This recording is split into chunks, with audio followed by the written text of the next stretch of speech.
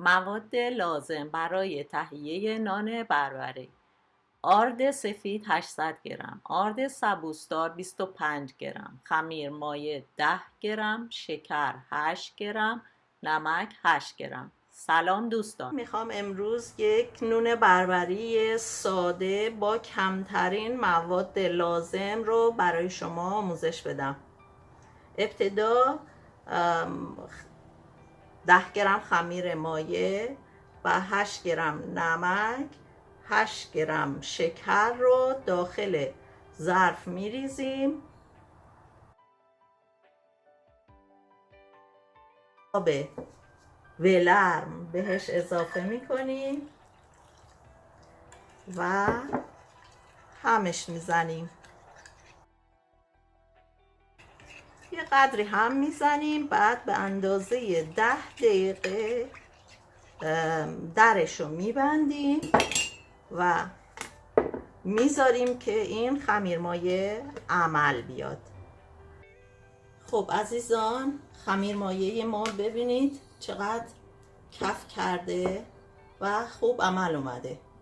ما در کنار 10 گرم خمیر مایع یعنی همون ایست و 8 گرم شکر، 8 گرم نمک، 800 گرم آرد هم داشتیم که الان این خمیر مایع رو، البته آردمون رو 2 بار من الک کردم. هر چقدر که آرد رو بیشتر الک کرده باشید خمیر شما کوکتر و نون شما خوشمزه تر در میاد.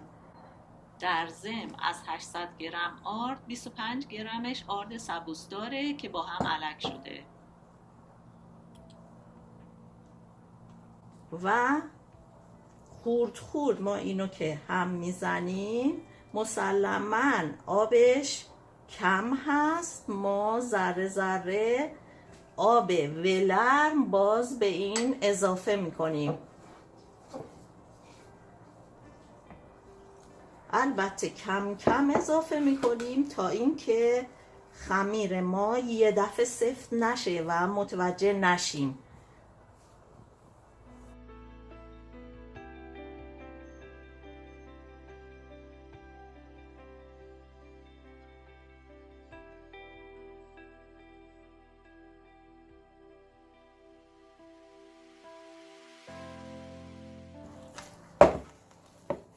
در این مرحله یک کمی آرد روی سطح کارمون میپاشیم و خمیر رو روی سطح کارمون ورز میدیم. انقدر ورز میدیم که دیگه به دست نچسبه.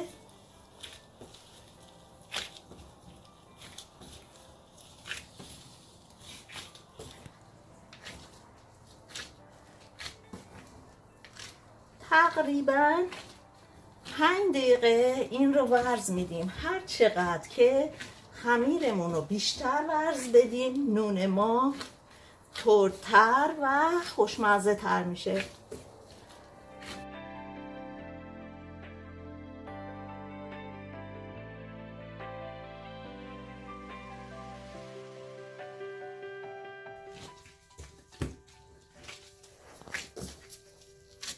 خب من فکر میکنم دیگه این خمیر به اندازه کافی ورزش دادیم.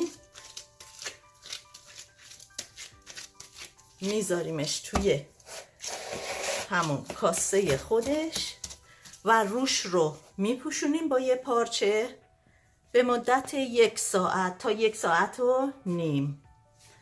تا 1 ساعت و نیم دیگه ما برمیگردیم. عزیزان، برای رمال درست کردنش یه قاشق نصفی آرد و نصف لیوان آب میریزیم و روی شعله حرارت میدیم تا نسبتاً غلیظ بشه. وقتی که غلیظ شد از روی شعله بر میداریم، میذاریم کنار تا سرد بشه و برای رومال ازش استفاده میکنیم. خب حالا دیگه به اندازه کافی غلیظ شده، از رو شعله برش میداریم، میذاریم کنار تا سرد شه. خب عزیزان، این خمیر ما که گذاشته بودیم 1 ساعت تا 1 ساعت و نیم توی فضای گرم آشپزخونه، قشنگ میبینید که ور اومده و حسابی پف کرده. در نتیجه ما الان میتونیم ازش استفاده کنیم. یک کمی ورزش میدیم روی سطح کارمون. البته اول درش میاریم که این پفاش بخوابه. بعد یک کمی آرد میپاشیم روی سطح کارمون. این خمیر رو از ظرف جدا میکنیم و روی سطح کار به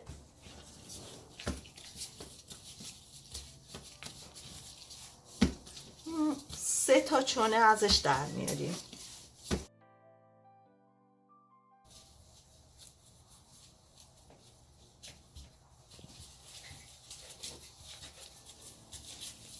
و چونه ها رو که درست کردیم میذاریم 5 دقیقه بمونه. بعد پهنش میکنیم توی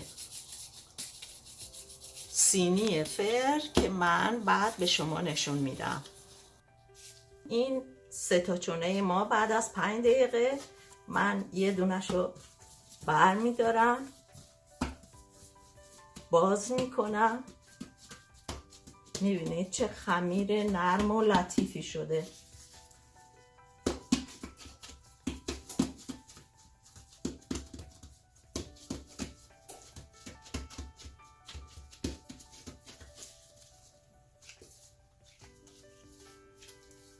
میبرم تو سینی مورد نظر.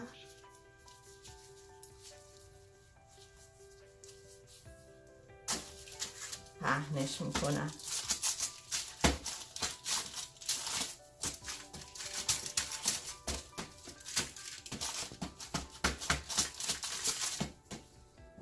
یه ذره میتونید دستمون رو آردی کنیم.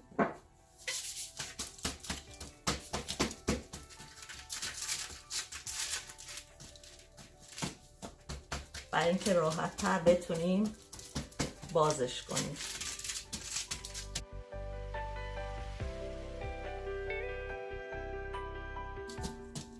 قشنگ سطحش رو صاف میکنیم طوری که یه جاش برآمده یه جاش فرو رفتگی نداشته باشه، کاملا سطحش صاف باشه.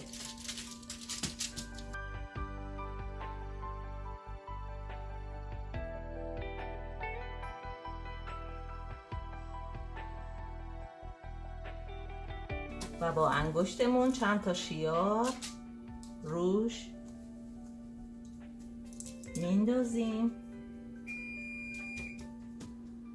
این صدایی که شنیدید صدای بوق داغ شدن فر هست که از قبل روشن شده بود.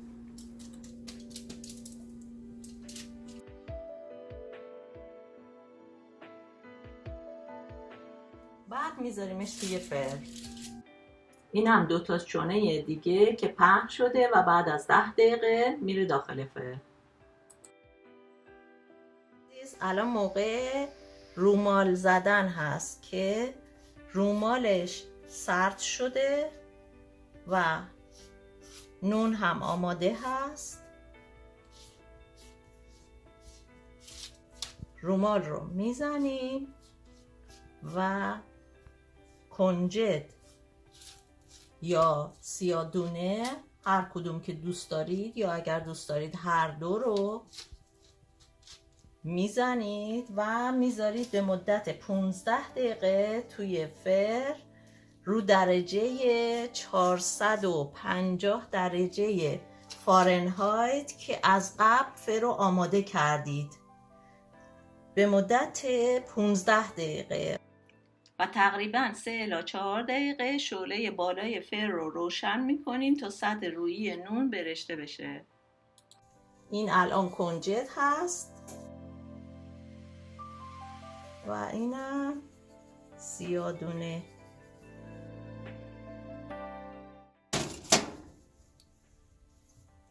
الان من داخل فر گذاشتم به مدت 15 دقیقه. نونای ما آماده شد. الان موقع برش زدنشه که شما ببینید چه نونی شده.